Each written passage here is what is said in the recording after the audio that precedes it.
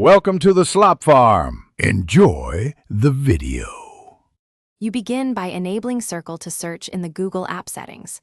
Once enabled, give microphone and screen permissions so the tool can capture content. Make sure overlay permission is accepted. Then, practice the first actionable step. Swipe from the corner or long press the home gesture and draw a circle around the text or image you want to search. This immediately captures the area. You'll see a short animation as Google analyzes the circled content and prepares results tailored to what you selected. Once done with the initial capture, interact with the results panel that appears. You can tap cards to expand details, copy text, or jump to a full web result. If the circle captured an image, use Lens features like Translate, Search Visually, or Find Similar Products.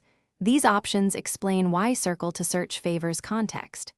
Make sure to refine your selection by redrawing a tighter circle for dense text or a broader one for objects. This middle phase is where accuracy and quick adjust. To finish, close the result pane or pin useful findings to the Google app so you can revisit them later.